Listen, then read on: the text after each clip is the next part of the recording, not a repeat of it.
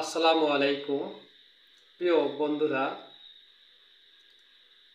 রাত্রে স্বপ্নে মিষ্টি খাওয়া দেখলে ফলাফল কি ইঙ্গিত করে সেই বিষয়ে আলোচনা করার চেষ্টা করব।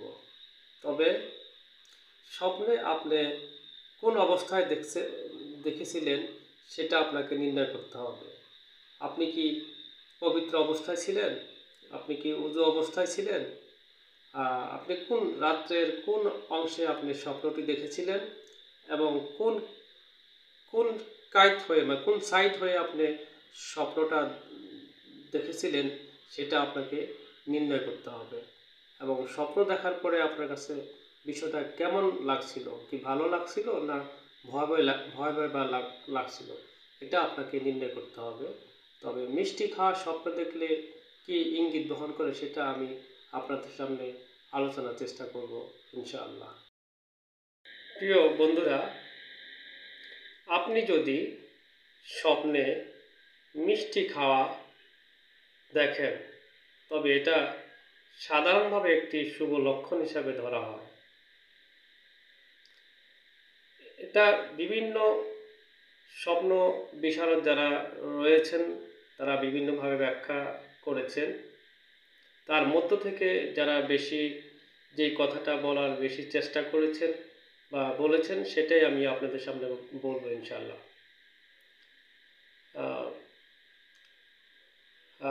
যখন আপনি স্বপ্নটি দেখবেন বা আপনার ব্যক্তিগত জীবন বা বর্তমান মানসিক অবস্থা ও স্বপ্নের প্রেক্ষাপটের উপরে এটা নির্ভর করে। তবে কিছু সাধারণ ব্যাখ্যা বলার চেষ্টা করছি। নাম্বার 1, সুখ ও শান্তির প্রতীক। মিষ্টি খাওয়া এটা আপনাকে ইঙ্গিত করছে যে সুখ ও শান্তির প্রতীক। মিষ্টি খাবার স্বপ্নে দেখা মানে আপনি সময়ের মধ্যে আছেন বা শীঘ্রই আনন্দদায়ক কিছু ঘটবে এটাই ইঙ্গিত করে। নাম্বার 2, মিষ্টি খাওয়া এটা এই ধরনের স্বপ্ন দেখলে এটা ইচ্ছা পূরণের ইঙ্গিত বোঝায়। এটা আপনার মনের কোনো সুপ্ত ইচ্ছা বা আকাঙ্ক্ষা পূরণ হওয়ার সংকেত হতে পারে। নাম্বার 3, সম্পর্কে আপনার সম্পর্কটা মধুরত হওয়ার সম্ভাবনা বা এটাই ইঙ্গিত করে যে আপনার কারোর সঙ্গে সম্পর্ক আরও মধুর বা ভালো হতে চলেছে, এরকম কিছু ইঙ্গিত হতে পারে। এবং নাম্বার 4, আত্মতৃপ্তি। আপনি নিজের কোনো অর্জন বা কাজ নিয়ে সন্তুষ্ট, এই অনুভূতি প্রতিফলন হতে পারে স্বপ্নের মধ্যে মিষ্টি খাওয়া যদি আপনি দেখে থাকেন।